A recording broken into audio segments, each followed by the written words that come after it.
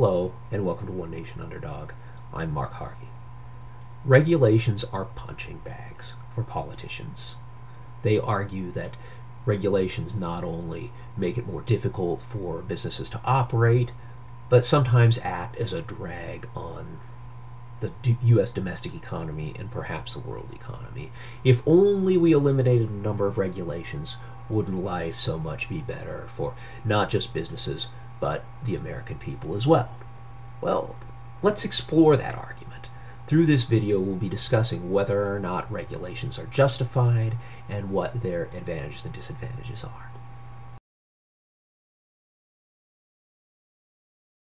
There's a marked difference in the amount of selling that happens when you don't have any rules. You take away all these rules and all of a sudden people are selling like crazy. Okay? I think that's true.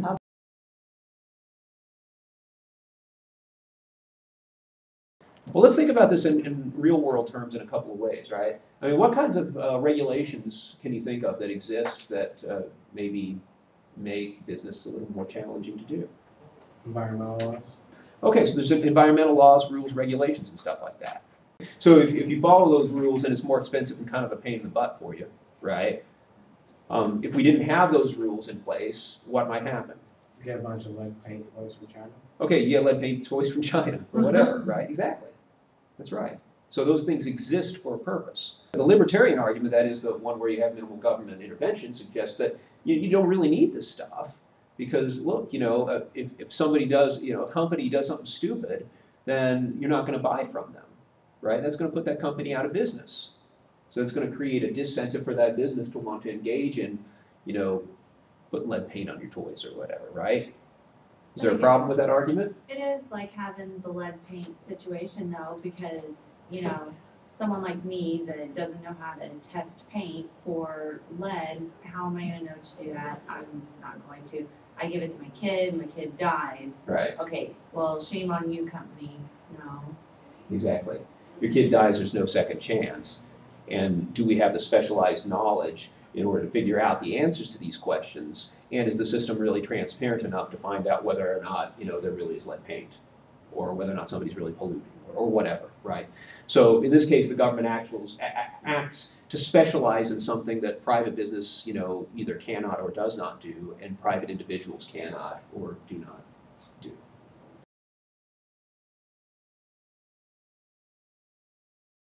There's pesticides in absolutely everything, or as far as I know, it's true. I mean, unless you buy stuff that's organic, that's the way it is. Now, that's not to say there's not regulations on it. There are. But there's a certain part per million that they allow pesticides basically to be in food. And they haven't, the industry people will basically say, okay, well, if it's a certain percentage, then it's not going to hurt you below that certain level. Of course, in all reality, the EPA has only tested about 300 out of thousands and thousands of man-made chemicals, and what we know about whether or not these things really can hurt us, especially in exposure over time, is still relatively unknown. Nonetheless, geez, businesses baffle you all the time in America, and we just don't care about eating crappy infected food regularly here.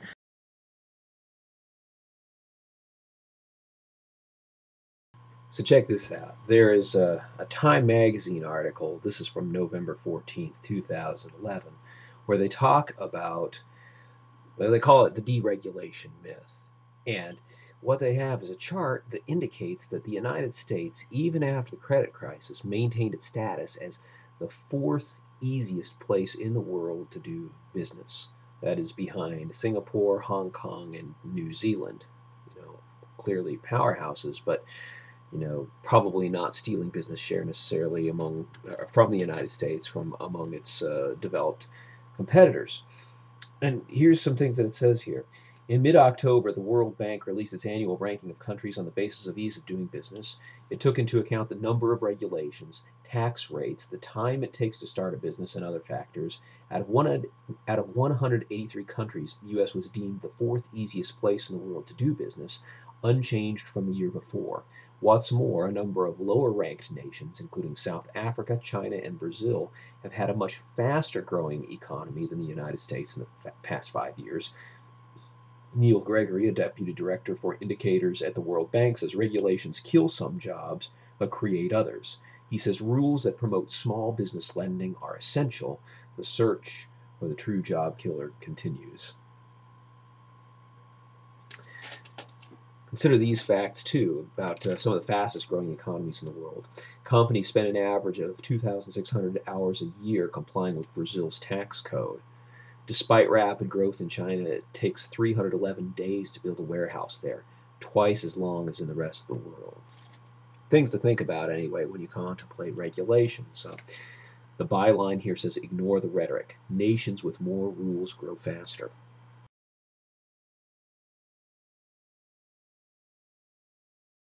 What we know about business anyway, and business people, is that, look, you're out to make a profit, you're looking out for number one, and you're looking to beat your competitors, right? Okay, so if everybody in a system is behaving based on those principles, what kind of a system are you going to end up with? Let's add, without regulation. If you want to know one of the best examples I can think of a totally unregulated, non-government intervention free market, I think you have to look at Russia in the early to mid-1990s, after the Soviet Union fell apart. What happened in the 1990s with Russia is that, keep in mind, we were the Soviet Union until about 1990, 91, depending, right? And before that, everything was state-owned. And now all of a sudden, it's a free market. There's no rules on trade and stuff like that, right? The government owned all this stuff. And so they just ended up dividing all this stuff up, basically gave all the people sort of a little portion piece of all those industries, right? So if you have money, which keep in mind it wasn't exactly a perfect equal Soviet paradise of communism over there, right? I don't have to tell you that. What happened to those properties? They got snatched up by the wealthiest people, right? They were people called oligarchs. And these oligarchs basically consolidated and owned these businesses. The state wasn't strong enough in order to sort of control and create rules for this capitalist system. There was so much corruption because the government had grown so weak, nobody could do anything to try to regulate any form of trade within the country or outside the country. And so you pretty much buy and sell anything in this country, right? Mafias developed because you could buy and sell absolutely anything. I mean, you can obviously sell drugs and all sorts of things that typical mafias do, right? But you can also traffic human beings. You can attempt to traffic nuclear weapons. From what I understand, I mean, wasn't there a situation in Russia a few years ago where, I don't know, the Russian government couldn't pay their soldiers or something like that, and then the Russian mafia got involved? Why don't you tell me something about that? Because that's kind of a crazy story. Okay, what happens is Russians, they're trying to run their army, and they, like any army, have to live and eat and have their boots and have their rifles to go fight Afghanis and go fight Chechens and everything. And unfortunately, when it all fell apart over there, they stopped having all kinds of money to pay them because suddenly they just can't print however much money they want because their money's pretty much useless and they have to start going by the global economy. And so after everything falls apart and they can't stop paying their military, they kind of forgot that it's the military that's guarding the guns, guarding the RPGs and the rocket launchers, and guarding, oh, by the way, the nuclear weapons. In other words, let me make sure I got this straight. So we've got these soldiers, right? And the currency becomes worth nothing, and then we get behind on pay, right? And so pretty much what happens then is that because the Russian government can't pay them, they have to get their money from somewhere, right? And so then these Russian mafia guys sort of come up to them and sort of said, maybe we can see about slipping some of these nukes your way. For a small price, of course. That's true. And so they do this, and I guess then what happens next, right? So these guys have pretty much a choice. It's like, feed your family, get paid by the Russian mafia, hard choice. Should I wait for my check or should I feed my family? I think I'll take the paycheck, right, from the mafia. I'll take the payoff. That's exactly right. And so these were the sorts of things that really created an insecure post-Soviet state throughout the 1990s and early 2000s in Russia. And by the time you hit the early 2000s, the government's sort of looking around and realizing some of these oligarchs are making a lot of money and exerting a lot of influence on the political system. So Putin basically comes along and says, hey, you, let's trump up some charges against this guy, Khodorkovsky, who owns a major oil company, and put him in jail and just take over the company. So they just renationalize. It's like, oh, sorry, it's ours again. Right, so that's how Russia gets rich.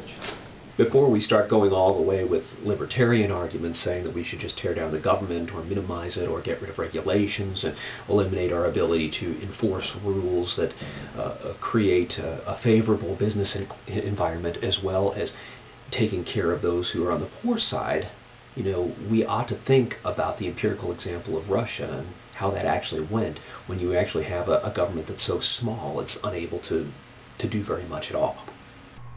As we've seen, it's easy to complain about government intervention on all sorts of levels. Too many rules, too much money, too many problems for business. But as we can also see, we've become a richer country as a result of a number of these investments. And as much as we and businesses like to complain, we benefit in society and in profits as a result. For One Nation Underdog, I'm Mark Harvey.